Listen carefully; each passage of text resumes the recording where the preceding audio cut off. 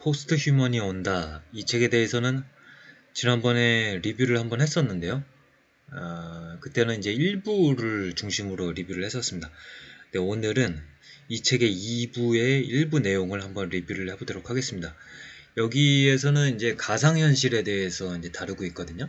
근데 이제 최근에 메타버스에 대한 관심이 높아지고 있고 해서 관련해서 읽어보시면 좋을 것 같습니다. 이제 때로는 이 철학자들의 인사이트는 이 핵심을 이제 관통을 하기 때문에 우리가 메타버스에 관련된 비즈니스를 하시는 분들, 그리고 메타버스에 관련된 투자를 고려하시는 분들에게는 이제 도움이 되는 내용이 있을 수 있다, 이렇게 보고 있습니다.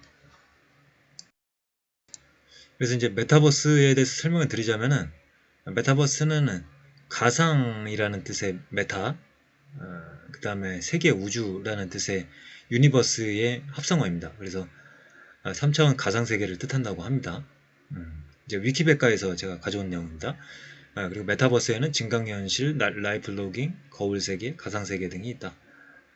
그리고 이제 밑에 그림은 이제 네이버의 제페토라는 메타버스 뭐 플랫폼인 것 같은데요. 가입자가 2억 명이라고 하네요.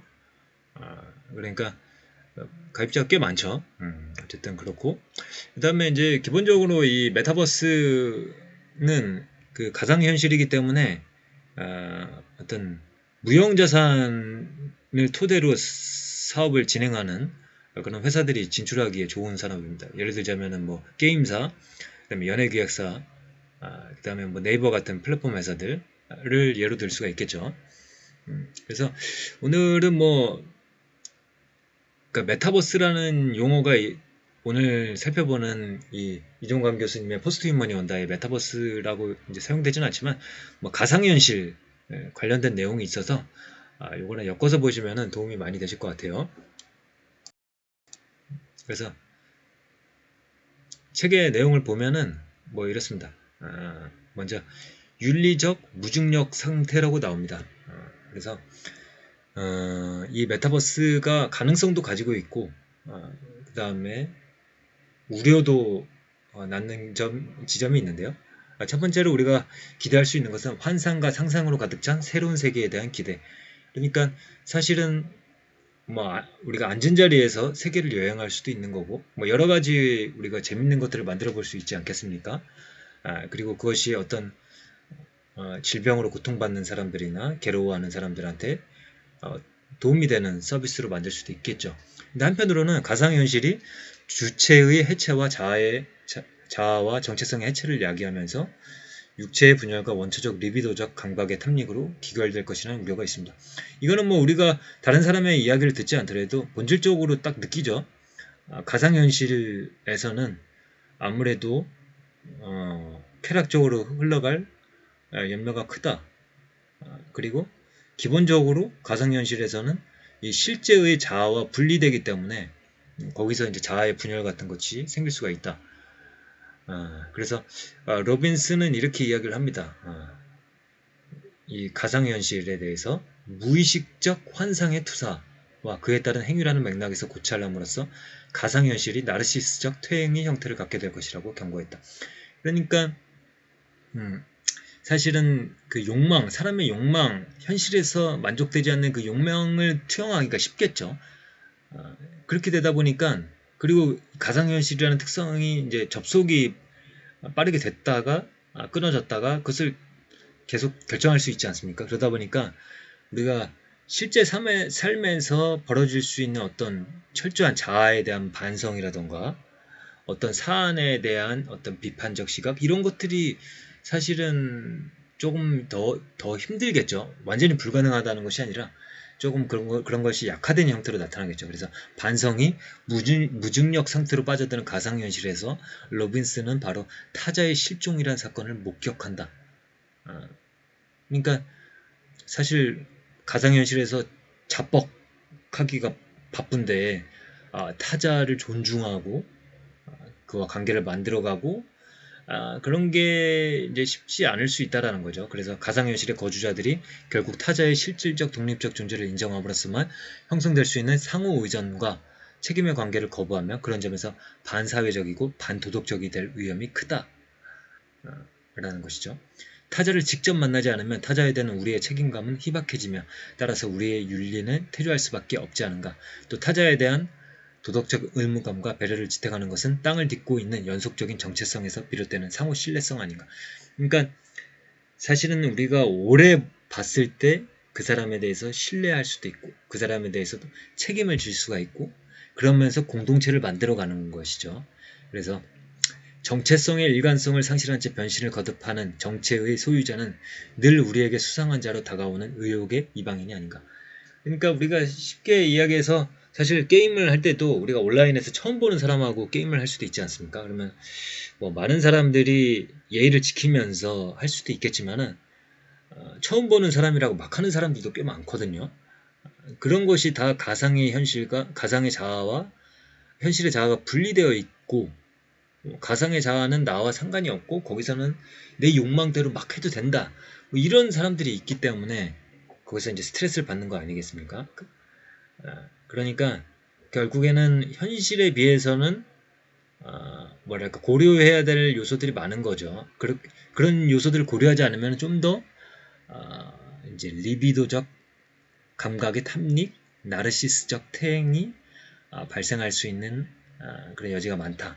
물론 이것은 이제 디자인을 어떻게 하는가에 달려 있는 것이죠. 우리가 어떻게 디자인을 하고 거기서 뭐 법을 어떻게 적용하고 그런 것들 다 우리가 만들어가는 거죠. 근데 이 가상 현실이라는 어떤 본질 속에 어떤 경향성이 좀 더 두드러질 수 있다라는 것은 우리가 이야기할 수가 있겠죠.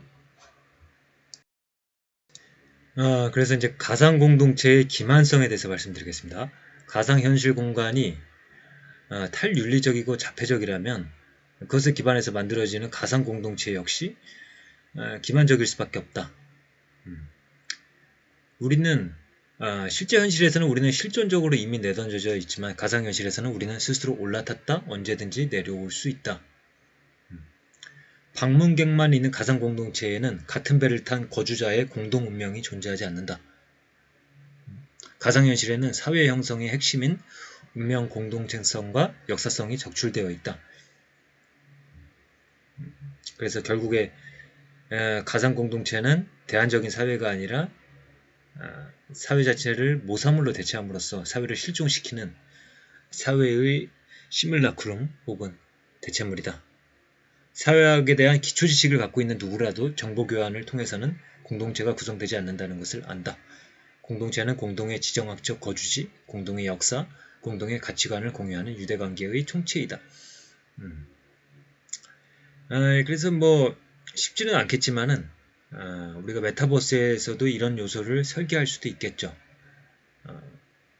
그러니까 너무 빠르게 자유롭게 올라탔다 언제든지 내려올 수 있는 것이 아니라 한번 올라탔으면은 어렵게 자신의 정체성을 거기서 구축을 해야 되고 거기에서 어떤 인센티브가 있고 그러다 보면은 다른 사람들과 협력할 필요가 생기고 그런 사람들과 협력을 하면서 공동의 역사가 생기고 거기서 공동의 가치관도 생기고 그러면서 공동체성이 생기는 것 그렇게 설계할 수도 있다는 것이죠.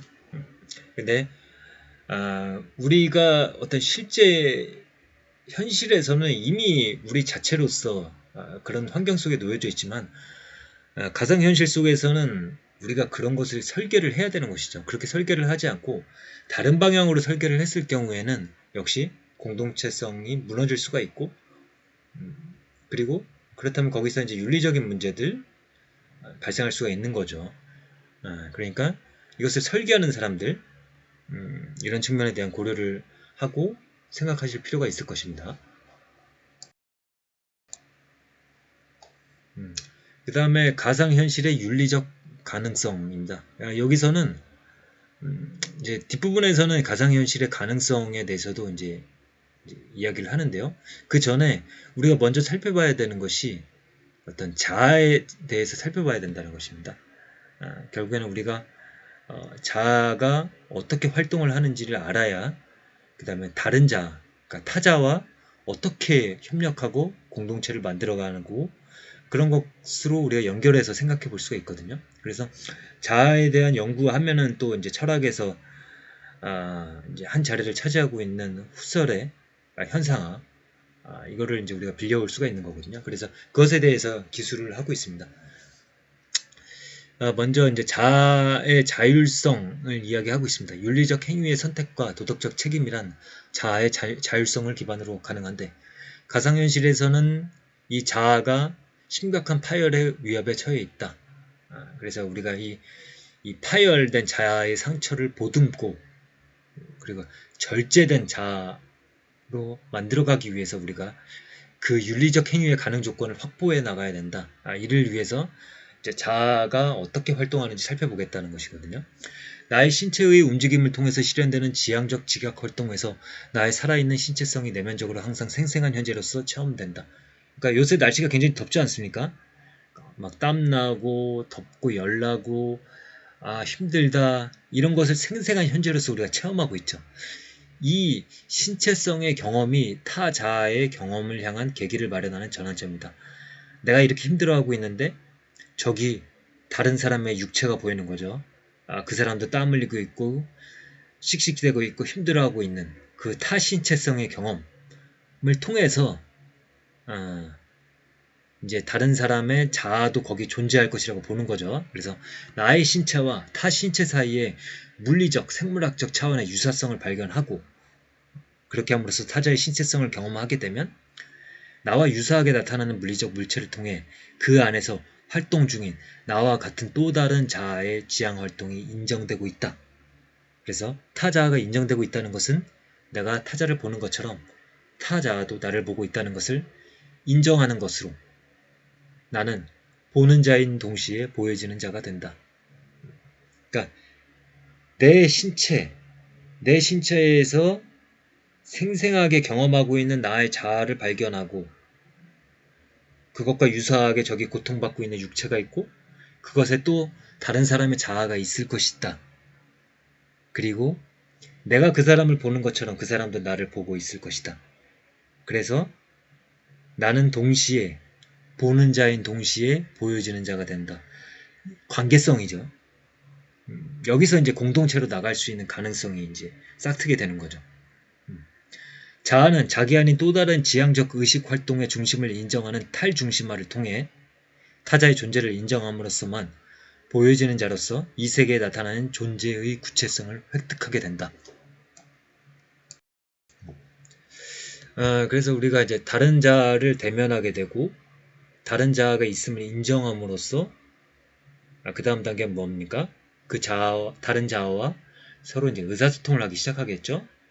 의사소통을 통해서 좀 더 고차적인 단계의 공동체를 구성할 수 있다.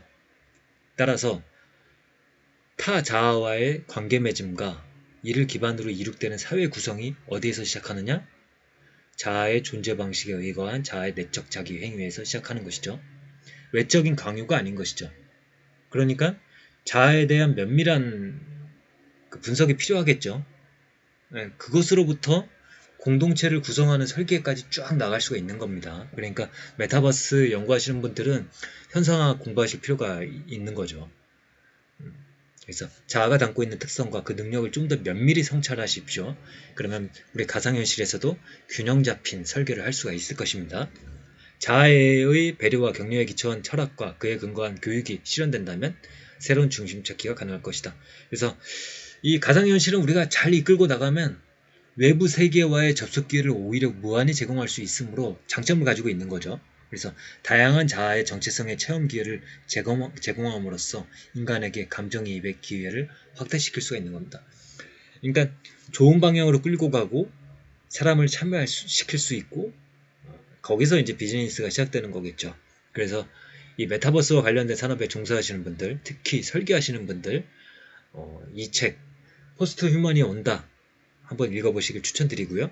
더 나아가서 현상학에 대한 공부, 특히 후설, 하이데거의 철학을 공부하실 것을 추천드리면서 오늘의 리뷰는 이것으로 마치도록 하겠습니다. 감사합니다.